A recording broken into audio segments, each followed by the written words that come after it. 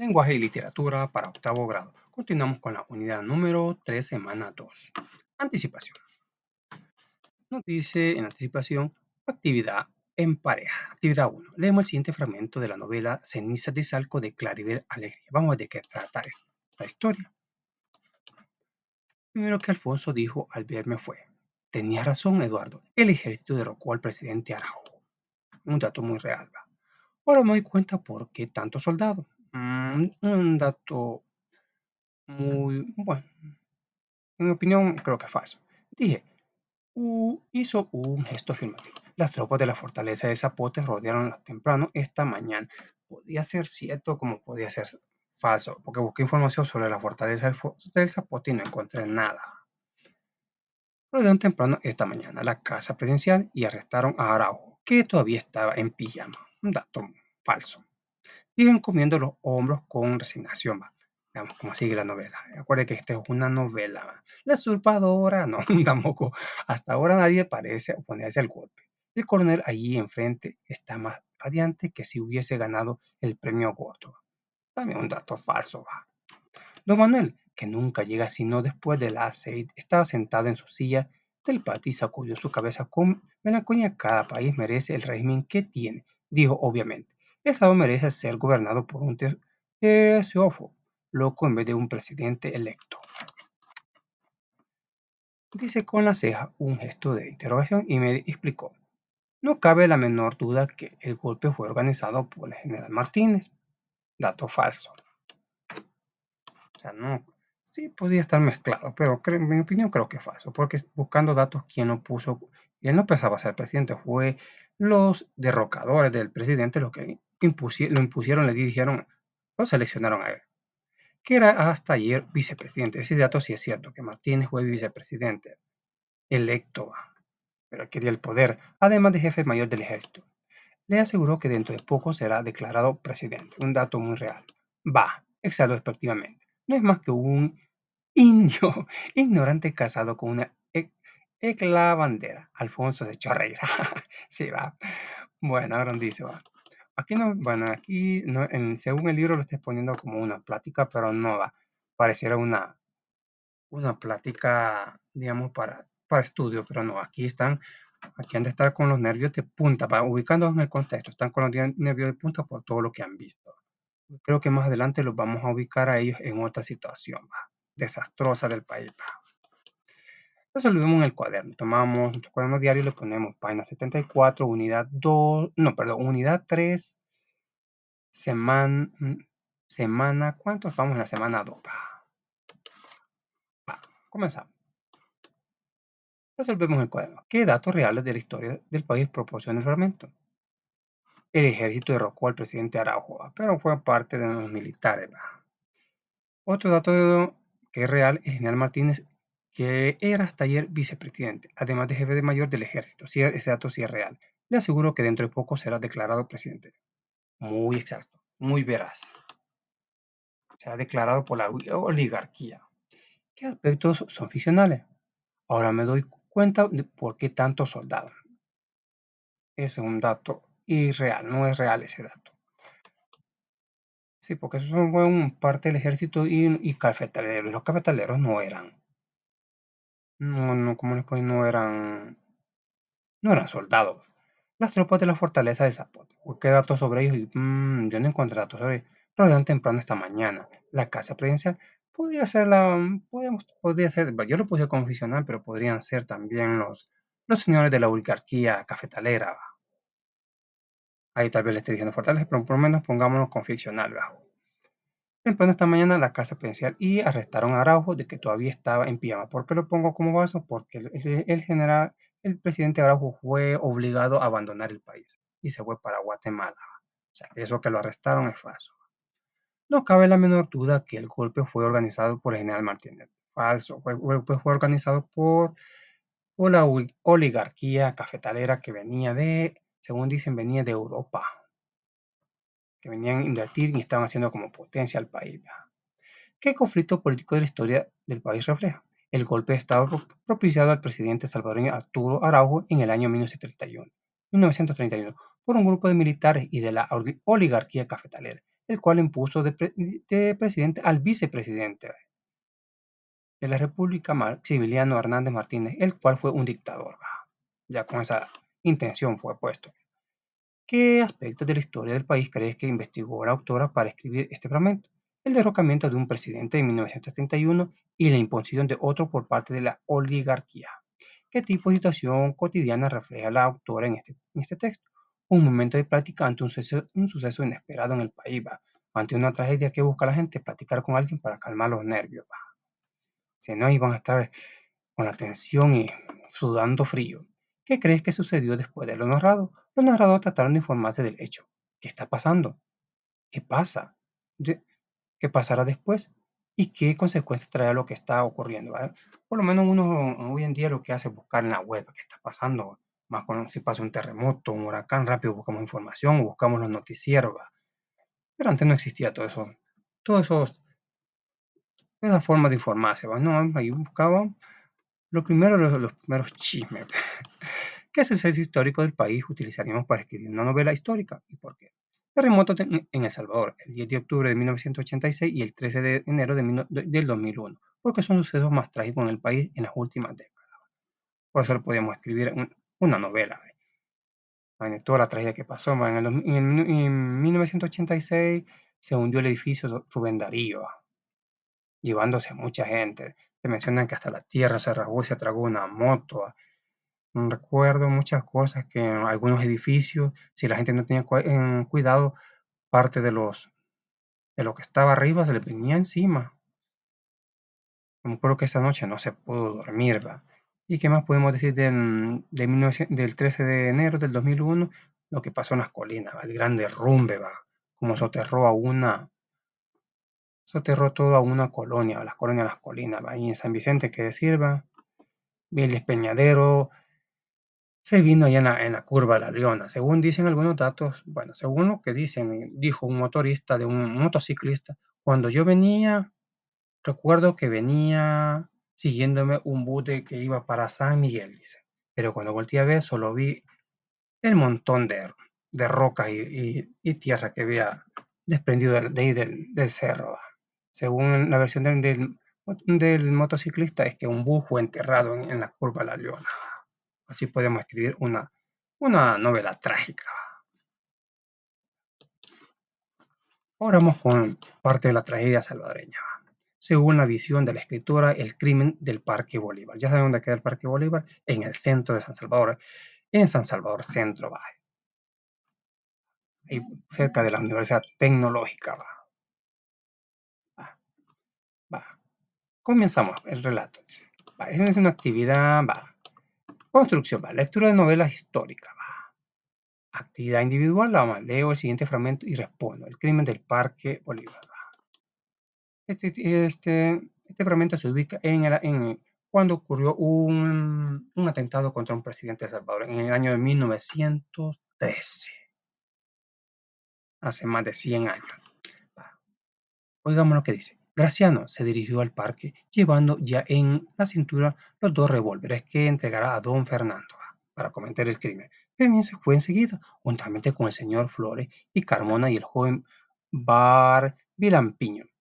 Cerraron la marcha. Mulatillo se fue en el mesón a esperar el aviso de estar listo para llegar con el Corvo. Bueno, aquí lo más extraño es que se menciona a 4 personas, pero el diario oficial solo pasa informe de 3. El presidente caminaba, llevando a su derecha al doctor don Francisco Dueña, quien a su vez llevaba a su derecha al señor don Carlos Dueña. ¿Quiénes son estos señores? Son parte de una familia pudiente en El Salvador. Era un grupo de amigos, de familiares y casi que pasaban aquella hora oyendo un concierto en Viena. De él, como de costumbre, dieron una vuelta alrededor del parque. Terminada esta vuelta, se sentaron en el mismo orden que dejaron apuntado. El joven vampilaño, ya regresando a los criminales, se sitúa en la esquina que da a la calle a San Jacinto, con el revólver listo, y Flores quedándose en acecho en las bocabellas de la esquina de la catedral. Sí, ya saben dónde está la catedral. Es que aquí bien confuso, o se equivocó, porque allí está una basílica, está cerca de allí, y la catedral está bien lejos, y no sé por qué me mencionan calle a San Jacinto, si está lejos y fue en el Parque Bolívar, bien extraño, o a menos que antes habían poquitas calles quizás y todos iban para San Jacinto, sí, bien extraño este relato.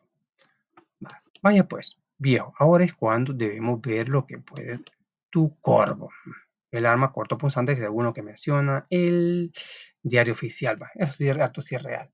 Ya lo verán, contestó secadamente Mulatillo, y con la mano derecha empuñó el mango del arma homicida, mientras que con la izquierda se aseguraba de los revólveres, que llevaba prendido al cincho sin ninguna seguridad. A la hora indicada, paso a paso fueron acercándose, y cuando Mulatillo estuvo a regular distancia, pronunció con ultrajante insolencia: «Con que este es el hijo de...». Pu, pu, pu, pu. Simultáneamente elevó el corvo siniestro por sobre la cabeza con una rapidez de relámpago. Con rápido vértigo elevó su corvo el bárbaro. ¿El bárbaro qué? El bárbaro asesino, sobre la cabeza del presidente mártir. Y simultáneamente llovieron balas sobre el grupo que lo acompañaba, que solo eran 3 personas con quienes departía. Bueno, si comparamos con el diario oficial, dice que las balas llovieron al presidente, no a la gente. Bueno, cosa bien extraña. El concierto se convirtió en un torbellino, nadie sabía lo que pasaba, pero todos huían despavoridos por el temor a las balas. Lo curioso aquí es que me deja a un lado a la víctima y se comienza a relatar más, ¿verdad? Pero el diario oficial enfoca más a lo que le pasó a la víctima.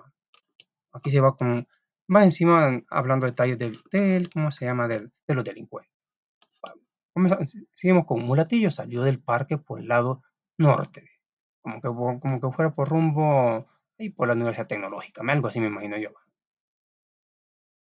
Enfiló, pero esto hacia el campo Marte, hasta allá llegó, y como sentía que le iban disparando, hacía fuego en retirada con el revólver. Mi pregunta es quiénes le iban disparando, bien extraño. Siempre enfocándose en su rápida carrera, se introdujo en los cafetales que rodeaban el campo Marte. Bueno, hoy ya no existen los cafetales, y continuó a saltos a la huida entre las matas de café hasta salir de la rejona que seguía el cafetal. Y estando en el campo abierto lo capturaron y varios individuos vestidos de paisano encabezados por un señor, algo bajo, de bigote, vestido de negro, a quien le decían capitán, que fue el primero que lo capturó y quien se interpuso para que no lo mataran los demás. Bueno, el diario oficial dice otra cosa. Dice que se dieron a la fuga y nadie supo quién fue. Se supone que se fue para el extranjero. Continuamos. Dice el relato. Fermín, hoy ya estamos con que ya capturaron a los culpables. Fermín Pérez sencillamente salió huyendo porque le dio miedo la balacera y después lo capturaron. Declaró al principio Fermín que don Fernando Carmona le dio la pistola y una caja de parque la noche del crimen. Eso sí es cierto que fue una noche que ocurrió todo eso. Y le ordenó que fuera a llamar a Virgilio Mulatillo, que estaba en el mesón central, diciendo que Mulatillo y otros individuos que lo acompañaban habían venido de Guatemala a cometer el crimen, que él no disparó porque le dio miedo al oír la balacera. El otro individuo que estaba con Mulatillo era Fabián Graciano, el mismo Fermín Pérez que después afirmó que él fue el que, en compañía de don Fernando Carmona, de don Rafael, a quien ya se le infirió de Mulatillo, y del otro individuo que andaba con Fabián Graciano. Acometió el señor presidente portando un revólver con azul 6 tiros, pero no hizo uso del revólver que lo dispararon contra el señor. Bueno, el diario oficial solo da un informe de que fueron 3 los criminales, pero no menciona nombres, pero aquí menciona 4. A ver de dónde salió el otro. Así, presidente, eran 4 los ya mencionados, y que no se dio cuenta del final del hecho por haber sido el menor complicado en el salvaje asesinato en menos temerario. Virgilio Monatillo, en la penitenciaría central, declaró que le pegó al señor presidente un machetazo en la cabeza, habiéndole atacado de frente. Y agregó que Fermín Pérez y Fabián García y don Fernando Carmón le dispararon con el revólver que por la confusión no se acuerda haber visto al señor vestido de negro con el que llegó al parque acompañado también de Graciano, pero de ahí de haber estado porque estaba comprometido. Bueno, algo contradictorio, ¿verdad? Si eso lo está diciendo que le dieron y comenzaron a disparar a la gente, pero aquí sí que le pidieron con revólver. Sí, el hecho es real, pero aquí el autor como que se está contradiciendo, algo raro. Y puede que le dispararon con revólver, dice. Pero si nos vamos, regresamos a la historia, dice que solo le dieron un machetazo y con eso, y eso le dio muerte. Pero según el diario oficial no fue así. El señor todavía quedó vivo. Lo llevaron a una casa donde... Pero ya vamos a llegar al diario oficial. En tales circunstancias, con las declaraciones tomadas, cuerpo del delito recogido y testimonio recargados fue incoacado e incluido el proceso respectivo y fueron sentenciados a la pena capital, los autores materiales o instrumentos del crimen. Así, el día y la hora señalados fueron pasados por las armas los tres criminales sentenciados. Recibieron la pena de muerte, ¿verdad? Pero acuerde que la autora aquí está ocupando un poquito su imaginación y qué lindo había sido que esto fuera cierto, pero lamentablemente ya vamos a llegar al diario oficial y cómo fueron las cosas, ¿va? Como un detalle para novela, está muy sabroso leer esto, que sí los criminales recibieron su paga, pero la realidad no fue así. Continuamos, ahora resolvemos. Nos dice, ¿qué suceso describen en el texto? Se describe el momento en que el presidente Manuel Araujo sufre un atentado que le da muerte y los culpables son arrestados y sentenciados. Eso nos dice el texto. Describo el lugar en que se suceden las acciones. Lugar de la tragedia, Parque Bolívar. Se menciona la esquina de la calle San Jacinto, la esquina de Catedral y el campo Marte donde huyó uno de los criminales. ¿Qué valoración merece la acción de los asesinos? Que fue una injusticia cobarde al atentar así contra un hombre desarmado. Sí, porque el presidente no estaba armado, pero ya había sido un duelo, ya sería otra cosa. Fue justo el castigo que recibieron los criminales. Ay, sí, está sabroso. Justifico mi respuesta. Sí, pues infringieron la ley cometiendo un delito contra el Estado, la sociedad y las leyes divinas que dicen no matarás. Explico cómo la literatura permite registrar estos hechos históricos para que los ciudadanos reflexionemos y no repitamos esta situación. Los hechos, los hechos los logran registrar por el conocimiento del hecho, investigaciones y documentación del caso para dar fidelidad al relato. Se investigaron. Tal vez el diario oficial no generalizó, pero pues ya también aquí la autora se fue a buscar documentos, se fue a buscar detalles que la familia podía proporcionar, posiblemente ahí sacó algunos datos. Si no, pudo haber sido parte de su imaginación para tratar de revivir cómo pudieron haber pasado los hechos. Vamos, y vamos con otro tema. Vamos. Xenotrocismo y digresión. Actividad 3. Leemos la siguiente información y resolvemos. Sinastrocismo consiste en expresar una serie de ideas que se relacionan por su significado. Puede encontrarse en una numeración haciendo uso de diferentes categorías gramaticales, adjetivos, sustantivos, entre otros, al tener una acumulación de frases que describen un uso de lenguaje. Veamos lo que dice aquí. ¿Cómo se emplea el sinastrocismo? Oigamos. Ejemplo, y ya estando en el campo abierto, lo capturaron varios individuos vestidos de paisano, encabezados por un señor, oiga cómo lo describe. O sea, esto no tendría un objeto que no metiera, pero lo describe por un señor algo bajo, de bigote, vestido de negro. Pero si le quitamos eso, ¿cómo quedaría? Por un señor a quien decían capitán, va. Pero lo describe. Esa es la función del sinatrismo, va. Como dice, consiste en expresar una serie de ideas, ¿va? Una serie de ideas que relacionen con su significado. ¿Va? Pueden encontrarse en una numeración haciendo uso de diferentes categorías gramaticales. ¿Va? Así, sí, yo siento como una descripción a como para hacer algo más largo el fragmento. En el ejemplo hay una numeración de características para describir al capitán. ¿Va? Son elementos descriptivos, logrando así el efecto estético de construir todo medio de cada concepto enumerado o acumulado. Ahora vamos con la digresión. Consiste en romper el hilo temático. En discusión para introducir un argumento, una narración, un comentario o una descripción. Va. En este caso es una descripción, pero en el siguiente caso la descripción es un comentario. Nos vamos a regresar a la novela de la Rosa, no la Rosa de Guadalupe, de la Rosa, ¿cómo se llamaba? Bueno, ya vamos allá. Ya no olvidé la rosa, el nombre de la rosa de la historia. Vamos a hablar un parte del cemento de esta historia. Leamos de nuevo qué es digresión. Consiste en romper el hilo temático de discusión para introducir un argumento, una narración, un comentario, una descripción, un personaje, una explicación. Su efecto estético es alterar el orden de los elementos de discusión. Regresamos a la hora. Dijo que le contaba a Guillermo porque, sabiendo que era un gran conocedor tanto del alma humana como de las maquinaciones del maligno, esperaba que pudiese dedicar una parte de su precioso tiempo al esclarecimiento de tan doloroso enigma.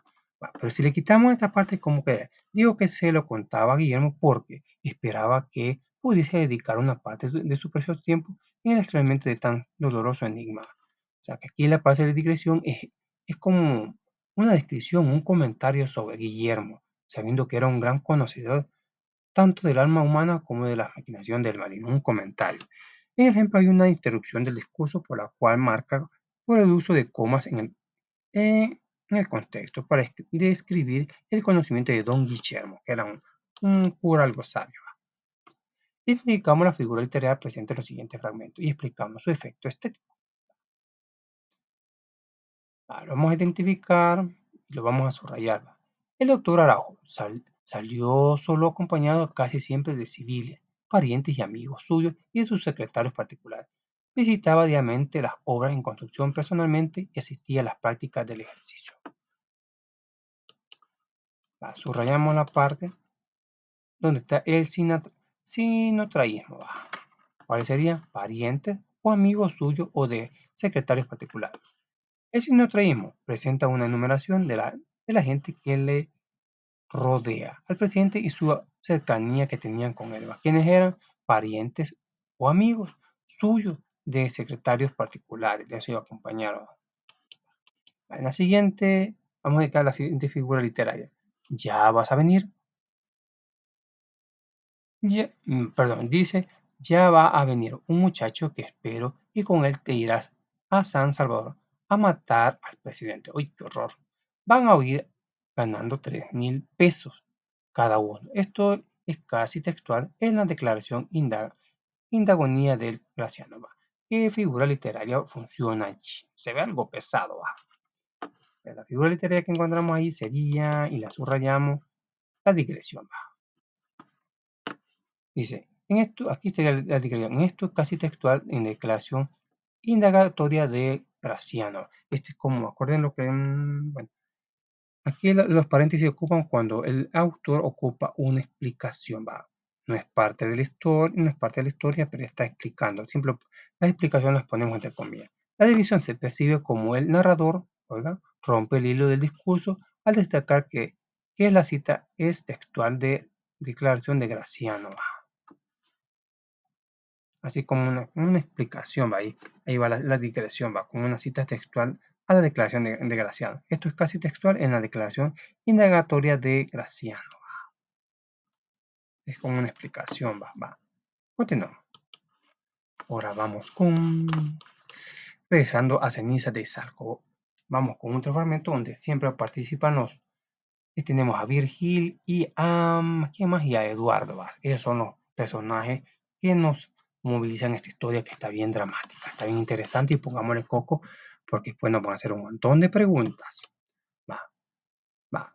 Vamos a la actividad 4, leemos el siguiente texto y resolvemos en el cuaderno. A Virgil no le habían permitido estacionar el auto. Oiga, pongámosle coco a esto. Virgil se encontraba en un parque. Él imagino que llegó de visita con Eduardo, pero vamos a lo que le pasó a ellos. A Virgil no le habían permitido estacionar el auto de Eduardo en ninguna de las calles que rodean la plaza. Nos abrimos paso entre la multitud en dirección a la esquina donde se encontraba el auto. La boca calle estaba bloqueada por soldados que no nos dejaron pasar. Ya vean qué raro está eso. Nadie sale, nos informó un sargento gordo. Ya quedaron presos en el parque, ya no podían salir. Vamos a buscar a nuestro auto, que está en la otra cuadra, alegué. Nada tenemos que ver con lo que pasa aquí, dijo. Cumplo órdenes, replicó sin mutarse, ¿vale? Eso le contó todo el sargento, el soldado. Lo único que necesitamos es un permiso para salir de la plaza, alegué. Hay órdenes estrictas de que nadie salga. Está raro eso. El, el general llegará dentro de unos minutos. Somos extranjeros, dijo Viril. El general no le interesa que nosotros le oigamos. Es un buen argumento. Somos extranjeros y no nos tienen que tener presos en la casa. Pero el soldado se encogió de hombros y se volvió hacia un mensajero que llegaba. Intentemos por otro lado. Frank, dijo Virgil, me gustaría salir de aquí lo más pronto posible. Ya no podían salir. No te apures, lo tranquilicé. El general lo va a retar. Eso es todo. Una vez más atravesaremos a empeñones la abarrotada plaza, hacia la esquina de la taberna. Vigil se puso derecho y dirigió con tono autoritario a uno de los soldados. Lo fuerte, va. Mi auto está en la otra cuadra, dijo. Por favor, déjenos pasar. El soldado tutubeó. Ya parecía que iba a ceder cuando se acercó el sargento, el tirano de la historia. ¿No sabes cuáles son tus órdenes? Lo clavó con la mirada. Nadie sale de aquí hasta que el general no termine su discurso. Un discurso mentiroso, un discurso que nunca apareció. Era una trampa para otras personas, no eran para los personajes. Recuerda que los personajes tienen que sobrevivir para contarnos más de la historia. Virgil me miró con desaliento y sacudió la cabeza. Recordarle la botella a medio vacilar que había dejado en la cantidad y sentí de pronto que me mordía de sed. Vamos donde hay sombra, dije. Lo que menos deseo es quedarme aquí de pie oyendo discursos patrióticos. Lo conduje a la cantina. La puerta de la cantina estaba cerrada con llave. Golpeé con los nudillos y la vieja se asomó a la ventana y nos miró con cara de asusto. La señora, pues ya sabe, la señora estaba al tanto de la tragedia que iba a ocurrir. Va. Abrace, mi abuela. Le sonreí, pero la señora ni bruta abría la puerta. Su mejor cliente se lo pide. Otro soldado brotó súbitamente a mi costado. Está cerrada, dijo. Todos los negocios de la plaza están cerrados, pues ya sabían el atropello que iba a pasar. El soldado me miró con desconfianza, pero yo tenía la piel blanca y los ojos azules, así que le ordenó a la vieja que nos abriera. O sea, tenían que sobrevivir para seguirnos cantando la historia. Me sumergí satisfecho en una silla. ¿No ves? Miré radiante a Virgil. ¿No es mejor esto que cocinarnos la cabeza bajo el sol? Una cerveza grande para mí y una gaseosa para el amigo. Me apresuré a pedirle a la vieja antes que Vigil pudiera objetar. No, yo para qué voy a tomar. Pues sí, ya estaban un poquito intensos ya. En ese mismo instante oímos un ruido de camiones que llegaban. Y comienza lo trágico. Bienaventurado general, alcé mi vaso. Vigil se levantó y se rió a la ventana. Dícheme, bien, puede que hasta tu pedrada, pero es que no. No entiendo lo que pasa, dijo Virgil, preocupado. Hay dos camiones frente a la iglesia y uno en cada esquina. Toda la boca de ellas están bloqueadas. Es obvio que el general desconfía de sus dotes. Ahora, tal pensaba y según ellos, de verdad iban a dar un discurso y que no estaba muy preparado. ¿Le llamaban lo que pasa? Me reí mientras llenaba de nuevo mi vaso. Mm, Glu, glu, glu, glu, glu, echándose la chelita ahí. En eso se oyó la primera raca de taca, taca, taca de la ametralladora. ¡Uy, yo! ¡Por Dios, Frank! Exclamó Vigil. ¡Es una emboscada! ¡Disparan desde los camiones! Derribé la silla a levantarme. Un torbellino de gritos angustiados ahogó el ruido de las próximas descargas. Las ametralladoras estaban montadas en los camiones, con oficiales manejándolas, mientras mirábamos la masa de campesinos en el espacio. Ya vieron, es una masacre a los campesinos. El espacio abierto de la plaza salía de ese estupor. Buscaba a ciegas escaparse por un hueco. Sentimos las ondas que se tendió por los huecos, por los cuerpos, cuando se dieron cuenta de que no había escape, posibles que estaban atrapados frente a nosotros. 3 o 4 torsos aparecieron sobre las cabezas de sus compañeros. Habían sido arrebatados del suelo y luchaban desesperados por alcanzar un alero bajo. Uno de ellos lo logró, se arrastraba ya por las tejas. cuando una ametralladora lo pilló y quedó allí. Pobrecito, le quitaron la vida. Desparramado, sus compañeros fueron clavados contra el muro por las balas antes de caer al suelo. Se emergieron con espasmos. Qué trágico, sigamos. Wow. A los camiones, vayan a los camiones, gritó alguien cerca de nuestra ventana. Primero solo unos cuantos, luego una turba ciega y delirante se lanzó convulsivamente hacia la boca de la ametralladora. Se le tiró encima, en la esquina más próxima a nosotros. Saltaban sobre los cuerpos de las primeras víctimas, se deslizaban por la baldosa mancha de sangre. Se arrastraban heridos. Un oficial al otro lado de la plaza hizo girar su ametralladora. Interpuso un muro invisible que los paró en seco, que los aplastó contra el suelo en pesadillas de gestos extravagantes, de gritos que borboteaban sangre, de trapos blancos manchados de sangre a pesar de la valla mortífera. Unos cuantos alcanzaron la fila de soldados con bayonetas que había enfrente a cada camión. Ahí los atravesaron, los dejaron morir entre gritos y convulsiones. ¡Ay, qué tragedia! ¡Dios mío! ¡Dios mío! Las palabras de Vigil eran una mezcla de impresión y rezo. Pues sí, estaba asustado ver esa gran masacre. Ya estaba paralizado todavía sin poder dar crédito. A lo que mis ojos contemplaban los rimeros de cadáveres formaban una masa enmarañada que protegían a los camiones. El último grupo de campesinos que intentó lanzarse sobre la ametralladora cayó desesperado sobre el cuerpo de sus compañeros, muertos y heridos. Los gritos continuaron, pero ya no había en ellos el timbre de ira y de sorpresa. Eran gritos agónicos de puro dolor, puro dolor. Hubo un cambio sutil. Los hombres que quedaban vivos no se lanzaron más sobre los camiones. El movimiento insensato se detuvo. Parecía como si los indios simultáneamente se hubieran aferrado a la esperanza de que todo se debía a un error monstruoso y quizás si quedaban quietos sin moverse, las metrallas también se callarían. No, si era un atentado contra ellos, va. Vigil tenía las manos crispadas y pálidas sobre los barrotes de la ventana. Los dos conteníamos el aliento, partimos la misma esperanza. Pero las ametralladoras seguían tartamudeando. Las botellas, no obstante, chocaban unas contra otras, pues estaba temblando, tanto, bom, bam, bam, bom. Hablaban de la ametralladora en ráfagas cortas, en frases de hombres de negocio, limpiaban metódicamente los portones, los bordos de las plazas, como una escrupulosa ama de casa que barre el polvo de las grietas y los rincones y los junta en un nítido montón en el centro del suelo. Se produjo otra convulsión en la gran bestia de 1000 cabezas que agonizaban bajo el sol, bajo el embudo negro que emitía el Izalco y se alejaba hirviendo hacia el este.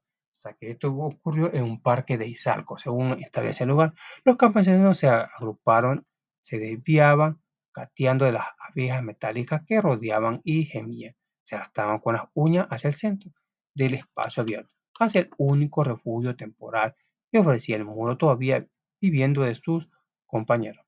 Todos estaban en el suelo de rodillas, de barriga, culebreando. Las metrallas seguían con sus tersos, impactados monólogos, cada uno cortando el aire de un ángulo agudo de fuego para no alcanzar a los otros camiones, y soldados cada uno buscaba un indicio de movimiento en el suelo, cada uno dibujaba nítidos acordes en el círculo viviente.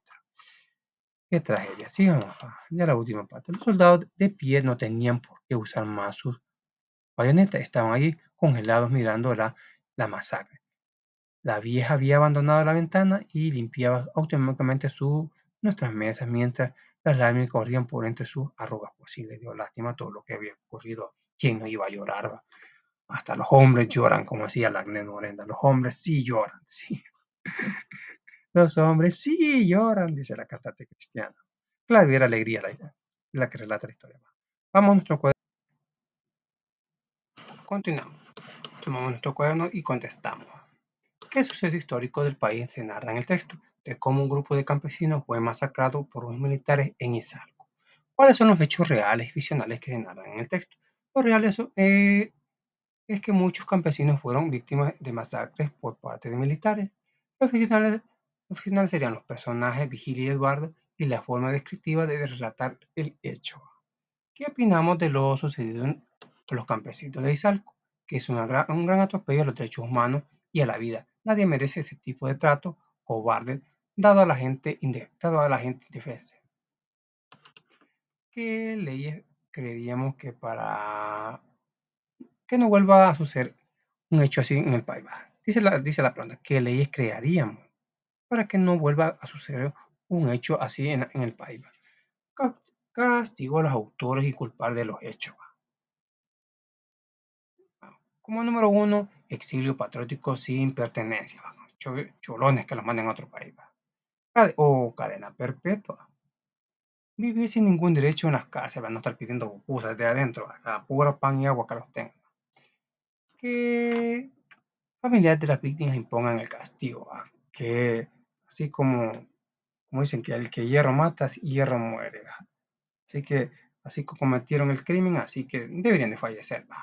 Así, pero ahí los familiares que impongan el castigo.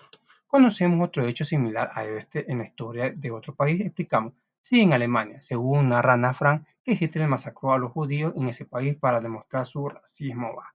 Según dicen que una de las alegorías era que no quería creer en el infierno y que los judíos eran un testimonio de ese lugar.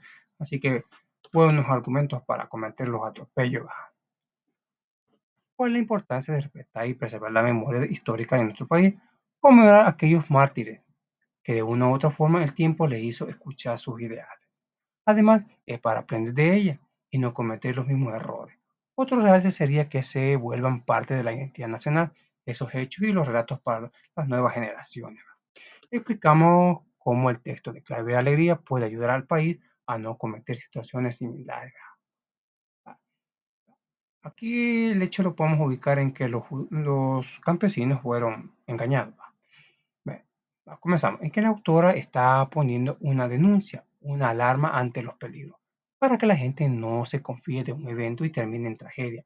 Los campesinos fueron engañados a que un discurso iban a oír, pero los personajes de la historia dan a entender, a demostrar a los personajes que hay ficticios que era una trampa para masacrar a todos los asistentes del evento. ¿Recuerdan que les leí cuando no lo dejaban pasar? Porque allí había una trampa. Sí, los eventos a veces se vuelven peligrosos. Recuerdo el evento cuando siempre en domingo vino a El Salvador. ¿Qué pasó ahí? Una estampida de mujeres le pasó encima a otra. ¿Y qué pasó ahí? Falleció. Parece que dicen que fue en el momento que todo, cuando el presentador dijo, aquí está Ricky Martin. Todos salieron a verle y le pasaron encima a la muchacha. También otro evento trágico fue la misa novenaria de Monseñor Romero, parece que fue. Esa misa terminó en tragedia. Todos salieron huyendo porque un francotirador comenzó a disparar. Lo sé porque una pariente mía estaba muy cercana a mí. Me lo contó que salió corriendo y sus zapatos los tuvo que aventar. Continuamos. Ahora vamos a leer lo que dijo el diario oficial sobre la muerte del presidente Araujo. Consolidación, actividad 5. En equipo, leemos la siguiente noticia y respondemos. República de Salvador, América Central, Diario Oficial, San Salvador, miércoles 5 de febrero de 1913. La edición es la número 30, tomo 74. Horrendo atentado se titula, contra la vida del señor presidente doctor Araujo. El decreto de Estado, leámoslo para que nos informemos a lo que decía la autora del libro, a lo que dice el diario oficial. Ya el público se halla al tanto del crimen abominable de que ha sido objeto el doctor Araujo. Anoche el ilustre mandatario se encontraba sentado en uno de los escaños del lado oriente del Parque Bolívar.